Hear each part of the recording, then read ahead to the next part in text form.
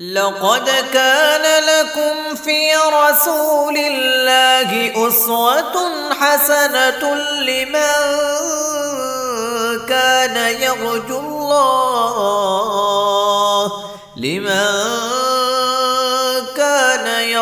الله واليوم الآخر وذكر الله كثيرا. نحمده ونصلي على رسوله الکریم، اما بعد.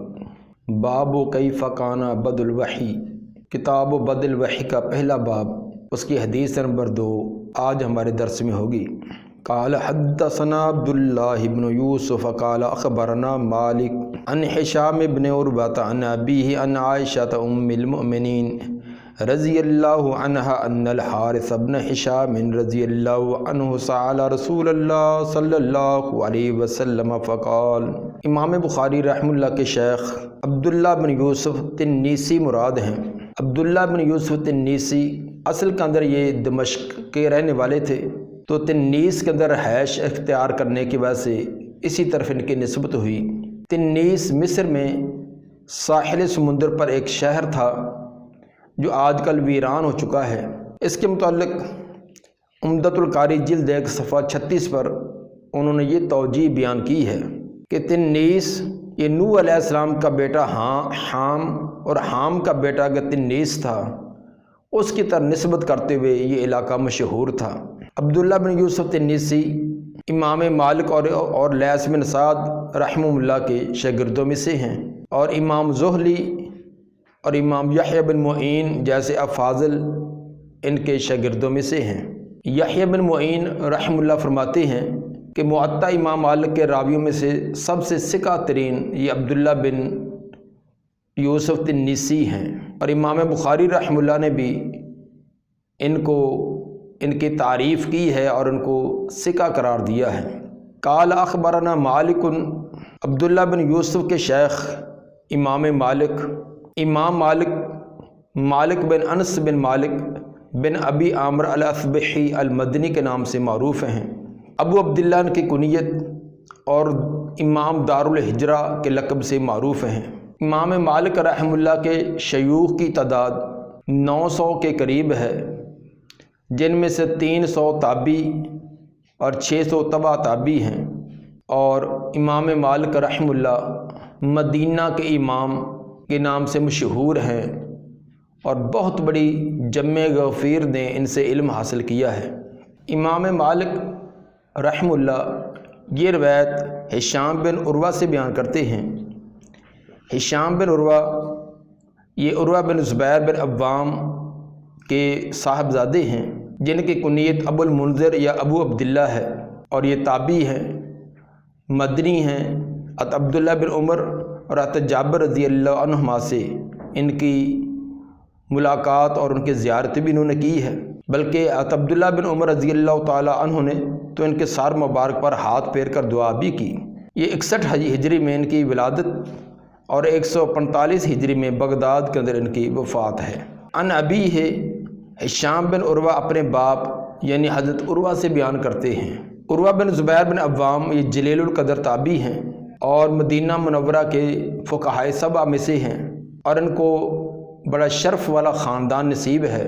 حضرت زبیر بن عوام یہ ان کے والد جو ہیں 10 مبشرہ میں سے ہیں، اور ان کی عروہ بن زبیر بن عوام کی والدہ ابوبکر صدیق رضی اللہ عنہ کی بیٹی حضرت اسماء رضی اللہ عنہا یہ ان کی والدہ ہیں.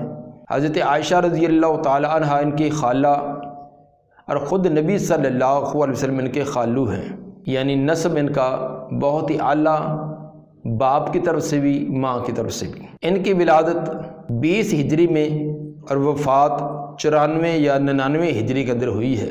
وہ بیان کرتے ہیں ام المؤمنین ان عائشہ ام المؤمنین رضی اللہ عنہا سے. حضرت عائشہ رضی اللہ تعالیٰ عنہ ابوبکر صدیق رضی اللہ تعالیٰ عنہ کی بیٹی ہیں. ہجرت سے پہلے ان کا نبی صلی اللہ علیہ وسلم سے نکاح ہو چکا تھا، اور جنگ بدر کے بعد رخصتی ہوئی ہے. نبی صلی اللہ علیہ وآلہ وسلم کی وفات کے وقت سیدہ عائشہ رضی اللہ تعالی عنہ کی عمر مبارک 18 سال کے قریب تھی اور 55 ہجری میں تقریباً 65 سال کی عمر میں انہوں نے وفات پائی۔ سیدنا ابو ہریرہ رضی اللہ تعالیٰ عنہ انہوں نے ان کا نماز جنازہ پڑھا اور جنت البقیع میں دفن کیا گیا۔ حضرت عائشہ رضی اللہ تعالیٰ عنہ سے 2210 روایات مروی ہیں، جن میں سے 174 بخاری اور مسلم میں ہیں اور 54 صرف بخاری میں اور 58 جو وہ صرف مسلم کے اندر ہیں۔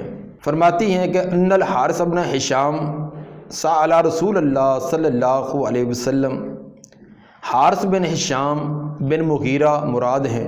یہ حارث بن ہشام خالد بن ولید رضی اللہ تعالی عنہ کے چچا زاد اور ابو جہل کے حقیقی بھائی ہیں۔ فتح مکہ کے موقع پر یہ مسلمان ہوئے تھے اور جنگ یرموک کے اندر ان کی شہادت ہوئی ہے۔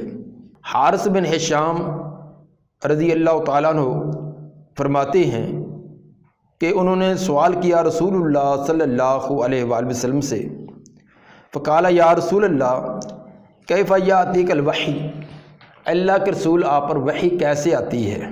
وحی آنے کی کیفیت، یا تو وحی کی کیفیت کا سوال ہے یا پھر جب آپ پر وحی نازل ہو تو آپ پر کیفیت، آپ کی کیفیت کیا ہوتی ہے، یہ سوال تھا۔ خود وحی کی فی نفس وحی کی کیفیت یا جس پر وحی نازل ہو اس کی کیا کیفیت ہے؟ حارث بن ہشام کا یہ سوال نزول وحی میں کسی شک یا تردد کی وجہ سے نہیں تھا، بلکہ کیفیت معلوم کرنے کا اور جاننے کا شوق تھا کہ اس وقت یہ کیفیت وحی کا نزول کس کیفیت میں ہوتا ہے اور نبی کی حالت کیا ہوتی ہے۔ جس طرح سیدنا ابراہیم علیہ السلام کا سوال ہے جو سورہ بقرہ کی آیت نمبر 260 میں اللہ نے بیان فرمایا کہ رب ارنی کیف تحیی الموتى، یا اللہ مجھے دکھلائیے کہ آپ مردوں کو کیسے زندہ کرتے ہیں۔ یہ حضرت ابراہیم علیہ السلام کا سوال کسی شک کی بنا پر نہ تھا، ان کو بالکل یقین تھا کہ اللہ مردوں کو زندہ کرتے ہیں، بلکہ یہ ان کا سوال اللہ کی قدرت پر کامل یقین کے بارے میں تھا کہ میں آنکھوں سے دیکھ کر مجھے بالکل کامل طرح کا یقین اس میں آ جائے۔ اس کی مثال ایسے سمجھیں جیسے ہر مسلمان کو مکہ اور مدینہ کے وجود کا یقین ہے کہ مکہ اور مدینہ یہ دو عظیم اور انتہائی متبرک اور محترم شہر ہیں۔ یہ ہمیں تواتر سے بے شمار لوگوں کی خبر دینے سے اور کتب کے مطالعہ کرنے سے ہمیں اس کا یقین ہے۔ لیکن پھر جب بھی کوئی حج عمرہ سے واپس آتا ہے، ہم اس کے ارد گرد جمع ہوتے ہیں تو ہم اس سے پوچھتے ہیں کہ مکہ کیسا ہے، مدینہ کیسا ہے، مکہ میں فلاں چیز کیسی ہے، یعنی وہ اپنے شوق کو مزید اس اپنے یقین کے اندر جو اشتیاق ہوتا ہے اس کو بڑھانے کے لیے سوال کرتے ہیں۔ تو اس طرح کے سوالات کوئی شک اور تردد کی وجہ سے نہیں ہوتے، بلکہ اس چیز کے اندر مزید شوق اور ذوق اور اس کے ساتھ لگن اور تعلق کی وجہ سے یہ سوال ہوتا ہے۔ سوال ان کا یہ تھا کہ کیف یاتیک الوحی، آپ پر وحی کیسے آتی ہے؟ فقال رسول اللہ صلی اللہ علیہ وسلم احیانا یاتینی مثل صلصلۃ الجرس، تو آپ نے فرمایا کہ کبھی کبھی یہ مجھ پر آتی ہے گھنٹی کے ٹن ٹن آنے کی طرح۔ گھنٹی کی جب جیسے آواز پیدا ہوتی ہے، صلصلۃ الجرس کا مطلب ہوتا ہے کہ لوہے کی چیز پر کوئی دوسری لوہے کی چیز ماری جائے تو جو آواز پیدا ہوتی ہے، تو جس طرح گھنٹی بجتی ہے تو گھنٹی بجنے کی جو کیفیت ہوتی ہے اس کی ابتدا ایسے ہوتی ہے۔ یہ تشبیہ اس کے اندر صرف آواز کی شدت کے اندر ہے کہ جیسے گھنٹی کی آواز کی شدید ہوتی ہے، کان کو پڑتے انسان چوکنا ہو جاتا ہے، بس یہی تشبیہ ہے کہ جب آواز اس کی آتی ہے تو فوراً مجھے پتہ چل جاتا ہے کہ یہ وحی کا سلسلہ شروع ہونے والا ہے۔ اس میں یہ تشبیہ کو یہ سوال کرنا یا اعتراض کرنا کہ اس کے اندر جو تشبیہ ہے وہ محمود چیز کی ایک مذموم چیز کے ساتھ تشبیہ دی جا رہی ہے، کیونکہ وحی جو یہ کہ یہ محمود اور قابل مدح چیز ہے، اور گھنٹی یہ مذموم چیز ہے۔ جس طرح صحیح مسلم کے حدیث نمبر 2113 میں نبی صلی اللہ علیہ وآلہ وسلم نے فرمایا کہ جس قافلے کے اندر گھنٹی ہو، کسی جانور کے گلے میں گھنٹی وغیرہ ڈالی ہو، لا تصحبہ الملائکہ، تو اس کے ساتھ فرشتے نہیں چلتے۔ گھنٹی ایسی چیز ہے کہ فرشتے بھی ایسی مجلس میں ایسے قافلے کے ساتھ نہیں چلتے، تو گویا کہ گھنٹی ایک مذموم چیز ہے۔ تو ایک محمود چیز کو مذموم چیز کے ساتھ تشبیہ کیوں دی گئی؟ اس کی وجہ یہ ہے کہ تشبیہ کسی چیز کے ساتھ دی جائے تو اس کے تمام وجوہ اور تمام چیزوں کے اندر تشبیہ نہیں ہوتی، بلکہ اس کے بعض اجزاء کے اندر تشبیہ ہوا کرتی ہے۔ اور گھنٹی کے ساتھ تشبیہ دینے میں دو بنیادی چیزیں ہیں، ایک آواز کے اندر سختی اور شدت، دوسرا اس کے اندر ترنم۔ گھنٹی کے اندر یہ دو چیزیں پائی جاتی ہیں، ایک تو سخت آواز ہونا، دوسرا اس کے اندر ترنم کا پایا جانا۔ اس جگہ پہلی چیز کے اندر تشبیہ ہے کہ آواز کے اندر ایک شدت اور تیزی ہوتی ہے کہ فوراً اس کی طرف توجہ ہو جاتی ہے، ترنم کے اندر تشبیہ نہیں ہے۔ اور خصوصاً تشبیہ میں جب وجہ شبہ معلوم ہو تو محمود چیز کو مذموم چیز سے تشبیہ دینے میں کوئی حرج نہیں ہے۔ جس طرح کہ صحیح بخاری کی حدیث نمبر 1876 میں نبی صلی اللہ علیہ وآلہ وسلم نے یہ تشبیہ دی کہ ان الایمان لیعرض الی المدینۃ کما تعرض الحیۃ الی جحرها، کہ آخر کار ایمان مدینہ کی طرف لوٹ آئے گا جس طرح سانپ اپنے بل کی طرف لوٹ آتا ہے۔ پوری تفصیل اپنی جہاں یہ روایت آئے گی وہاں کریں گے۔ تو اس جگہ آپ نے تشبیہ دی ہے ایمان کو سانپ کے ساتھ۔ ایمان ایک محمود قابل مدح چیز ہے، سانپ ایک مذموم چیز ہے۔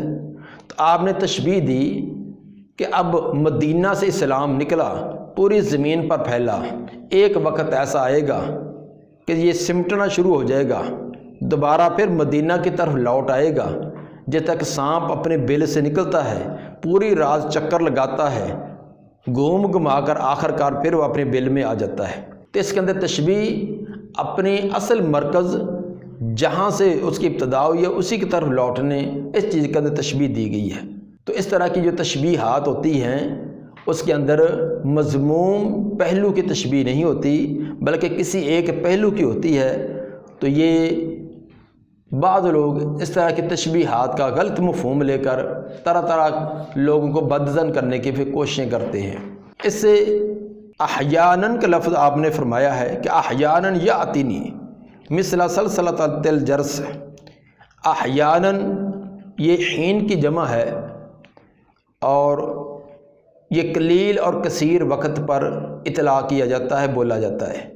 اس جگہ مجرد وقت مراد ہے کہ کبھی کبھی، اور احیاناً اس کے منصوب ہونے کی وجہ یہ ظرف ہے یاتینی، جو یاتینی بعد میں آ رہا ہے اسی کے ظرف بننے کی وجہ سے یہ منصوب ہے۔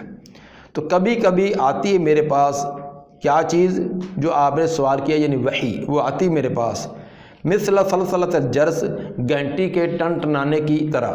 آج کے دور میں اس کی مثال ایسے سمجھیں کہ جیسے آپ موبائل اپنے ساتھی کو فون کرتے ہیں تو جب دوسرے کے ساتھ رابطہ ہوتا تو رابطے میں ایک خاص قسم کی آواز پیدا ہوتی ہے۔ جب وہ آواز دوسرے کے ساتھ اس نے موبائل کو اوکے کر لیا تو اب ایک خاص آواز آتی ہے، پھر آپ تیار ہو جاتے ہیں کہ میرے ساتھی نے، مطلوب آدمی نے رابطہ شروع کر دیا، آپ کلام کرنے کے لیے تیار ہو جاتے ہیں۔ تو اسی طرح یہ اللہ نے کوئی پہچان اور علامت رکھی کہ جب وحی کا سلسلہ آغاز شروع ہوتا تو اس طرح کی آواز شروع ہوتی تو آپ تمام مصروفیات کو چھوڑ کر اس کی طرف متوجہ ہو جاتے ہیں۔ آگے فرمایا کہ وہ اشد علیہ، اور یہ مجھ پر سب سے شدید ہوتی ہے۔ وحی کی یہ کیفیت مجھ پر انتہائی شدید ہوتی ہے۔ شدت کا مطلب کہ اس کا سمجھنا یہ کافی دشوار ہے۔ ایک تو ہے الفاظ جبریل علیہ السلام الفاظ بیان کریں ان کا سمجھنا تو آسان ہوتا ہے، لیکن یہ کہ اب الفاظ کی بجائے گھنٹی کی شکل ابتدا میں ہو جس کا سمجھنا دشوار ہے۔ اس کی مثال ایسے سمجھیں جیسے ٹیلی گرام پہلے ہوتا تھا جس کو ہمارے ہاں تار کہتے تھے، تو اس کے اندر آواز نہیں ہوتی تھی، صرف ایک ٹک ٹک کی کیفیت ہوتی تھی، یعنی انسانی صوت اور آواز نہیں تھی بلکہ کچھ الفاظ کے خاص کوڈ ہوتے تھے، تو اسی طرح کی وہ ٹک ٹک کی آواز ہوتی جس کو کوئی آدمی دوسرا سمجھ نہیں سکتا تھا۔ ہاں البتہ جس نے یہ خاص کورس کیا ہو وہی اس بات کو سمجھ سکتا ہے۔ تو یہ بات بالکل واضح ہے کہ دوسرے سے الفاظ کے ساتھ ہم کلام ہونا یہ اس کے لیے یہ سمجھنا آسان ہوتا ہے، لیکن اشارے کنائے میں یا کسی خاص اور اسلوب کے اندر کی بات ہو، اس کا سمجھا جائے کہ یہ اس کے اندر کیا کہا جا رہا ہے، تو اس کو وہ مشکل ہوتا تھا۔ اور ویسے وحی اللہ تعالیٰ کی یہ کلام الہی یہ چیز ویسے بھی ثقیل ہے کہ جیسے فرمایا کہ انا سنلقی علیک قولا ثقیلا، ہم عنقریب آپ پر قول ثقیل انتہائی بھاری اور مشکل قول آپ پر اتارنے والے ہیں، گویا کہ وحی کو قول ثقیلا کہا گیا۔ اور اسی طرح دوسری جگہ فرمایا کہ لو انزلنا ھذا القرآن علی جبل لرأیتہ خاشعا متصدعا من خشیۃ اللہ، اگر ہم یہ کلام پہاڑوں پر نازل کرتے تو بھی اللہ کے خوف کی، اللہ کے ہیبت کی وجہ سے ریزہ ریزہ ہو جاتے۔ تو گویا کہ اللہ کی کلام یہ انتہائی شدت والی اور ثقل والی ہے۔ اور اسی طرح مسند احمد کے جلد 6 صفحہ 118 پر، اور امام حاکم بھی لائے ہے مستدرک حاکم کی جلد 2 صفحہ 505 پر، کہ آپ سواری کے اوپر سوار ہوتے تو وحی کی کیفیت نزول شروع ہوتا تو سواری جب وہ بوجھ کی وجہ سے زمین پر بیٹھ جاتی، ثابت ہوا کہ وحی کے اندر ثقل تھا، سواری بھی زمین پر بیٹھ جاتی۔ اسی طرح صحیح بخاری کی آگے حدیث نمبر 4592 کے اندر بھی حضرت زید بن ثابت رضی اللہ تعالیٰ عنہ کا واقعہ آ رہا ہے، وہ فرماتے ہیں کہ آپ کی ران میری ران کے اوپر تھی، آپ پر وحی کے نازل کی کیفیت شروع ہوئی تو اتنا میری ران کے اوپر بوجھ پڑا کہ قریب تک ران ٹوٹ ہی جائے، اتنا ثقل مجھے محسوس ہوا۔ تو وحی کی کیفیت کے اندر ایک ثقل تھا، اللہ کی کلام یہ انتہائی ثقیل چیز تھی، تو لیکن ان تمام میں سے سب سے زیادہ ثقل والی کیفیت آپ فرماتی ہیں کہ یہ جو گھنٹی کی شکل میں ابتدا ہوتی یہ سب سے زیادہ ثقیل ہوتی۔ فَيَفْصِمُ عَنِّي وَقَدْ وَعَيْتُ عَنْهُ مَا قَالَ، فَيَفْصِمُ عَنِّي ختم ہوتی وہ مجھ سے، فسم لَنْفِصَامَ لَهَا ٹوٹ جانا، فَيَفْصِمُ وہ ٹوٹتی مجھ سے، ختم ہوتی مجھ سے، وَقَدْ وَعَيْتُ عَنْهُ مَا قَالَ اس حال میں کہ تحقیق میں یاد کر چکا ہوتا اس کو جو اس نے کہا۔ وقد کے اندر واو حالیہ ہوگی کہ جو جبریل نے کہا ہوتا وہ سب کچھ مجھے یاد ہو چکا ہوتا۔ اگرچہ وحی کے اندر شدت تو ضرور ہوتی، لیکن شدت کا معنی یہ نہیں کہ مجھے ہوش و حواس نہ رہتے یا مجھے سمجھنے والی میرے اندر صلاحیت اس کے اندر کی کمی آ جاتی۔ جو کچھ جبریل نے بیان کیا تھا وہ سب کا سب میں یاد کر چکا تھا۔ وحی کی ایک کیفیت تو آپ نے یہ بیان کی، دوسری یہ بیان کی وَأَحْيَانًا يَتَمَثَّلُ لِيَ الْمَلَكُ، کبھی کبھی شکل اختیار کرتا ہے میرے لیے فرشتہ رجل انسان کی، جبریل علیہ السلام انسانی شکل میرے لیے اختیار کرتے ہیں، فَيُكَلِّمُنِي پھر وہ مجھ سے کلام کرتے ہیں، فَعَيْ مَا يَقُولُ تو میں یاد کر چکا ہوتا ہوں جو کچھ انہوں نے کہا۔ کبھی کبھی فرشتہ جو ہے انسانی شکل میں میرے سامنے آتا ہے، تو جس طرح ایک انسان دوسرے انسان سے کلام کرتا ہے بلا تکلف کلام ہوتی، اس طرح مجھ سے کلام کرتے ہیں، اور جو کچھ انہوں نے مجھے سنایا ہوتا ہے وہ سب کا سب میں یاد کر چکا ہوتا ہوں۔ وحی کی یہ دوسری کیفیت بیان کی گئی ہے۔ ویسے تو وحی کی کئی ایک قسمیں ہیں، لیکن اس جگہ اس حدیث کے اندر صرف 2 قسم کا تذکرہ کیا گیا ہے۔ علامہ ابن قیم رحمہ اللہ نے زاد المعاد جلد 1 صفحہ 18 پر 7 قسم کی وحی کا تذکرہ کیا ہے کہ نبی صلی اللہ علیہ وآلہ وسلم پر 7 قسم کی وحی نازل ہوتی۔ ان میں سے نمبر 1 تو سچے خواب ہیں، کہ جیسے ابتدا کے اندر آپ کو سچے خواب آتے تو سچے خوابوں کا آنا یہ بھی وحی کی ایک قسم ہے۔ دوسرا فرشتے کے بغیر دل میں کوئی چیز القاء کر دینا، فرشتے کا واسطہ درمیان میں نہ ہو، براہ راست اللہ دل کے اندر کوئی چیز القاء کر دے، یہ بھی وحی کی قسم ہے۔ نمبر 3، فرشتے کا انسانی شکل میں آنا، جس طرح کہ اس حدیث کے اندر بیان کیا کہ وہ احیانا یتمثل لی الملک رجلا، کہ کبھی کبھی فرشتہ انسانی شکل میں میرے سامنے آتا ہے، تو یہ بھی وحی کی ایک قسم تھی۔ نمبر 4، گھنٹی کی طرح آواز کا آنا، جو اس حدیث کے اندر پہلے بیان کر دی کہ گھنٹی کی شکل شروع ہوتی ہے، پھر اس کے بعد وحی کا سلسلہ شروع ہو جاتا ہے۔ نمبر 5، فرشتے کا اصلی شکل میں آنا، فرشتے کے اصل جبریل علیہ السلام کی جو شکل کیفیت ہے تو اسی شکل میں آنا، جس طرح کہ غار حراء کے اندر جبریل علیہ السلام اپنی اصلی شکل میں آپ کے سامنے آئے۔ نمبر 6، اللہ تعالیٰ کا براہ راست کلام کرنا، اللہ تعالیٰ فرشتے کے واسطے کے بغیر خود پیغمبر سے کلام کرے، جس طرح کہ معراج کی رات نبی صلی اللہ علیہ وسلم سے کلام کی۔ اور 7ویں کی قسم جو چھٹی قسم کے ساتھ ہی ملتی ہے کہ فرشتے کے بغیر اللہ تعالیٰ بغیر واسطے کے اللہ تعالیٰ سے ہم کلام ہونا، جس طرح کہ موسیٰ علیہ السلام نے اللہ تعالیٰ سے کلام کی، وَكَلَّمَ اللَّهُ مُوسَىٰ تَكْلِيمًا، موسیٰ علیہ السلام نے اللہ سے اور اللہ تعالیٰ نے موسیٰ سے کلام فرمائی ہے۔ تو یہ وحی کی 7 قسمیں علامہ ابن قیم رحمہ اللہ نے بیان کی ہیں۔ اس جگہ 2 کا تذکرہ ہے، تو باقیوں کا تذکرہ نہ ہونے سے یہ مراد نہیں ہے کہ وہ وحی کی کیفیات یا وحی کی وہ اقسام نہ تھیں، بلکہ جو زیادہ سائل کو مطلوب اور مقصود تھی ان 2 کا تذکرہ کیا۔ قالت عائشہ تو رضی اللہ عنہا، سیدہ عائشہ رضی اللہ تعالیٰ عنہ فرماتی ہیں، وَلَقَدْ رَأَيْتُهُ يَنزِلُ عَلَيْهِ الْوَحْيُ فِي الْيَوْمِ الشَّدِيدِ الْبَرْدِ، تحقیق میں دیکھتی آپ کو کہ نازل ہوتی آپ پر وحی سخت سردی کے موسم میں، سخت سردی والے دن کے اندر بھی آپ پر وحی نازل ہوتی، فَيَفْصِمُ عَنْهُ، پھر وحی کا سلسلہ آپ سے منقطع ہوتا، ختم ہوتا۔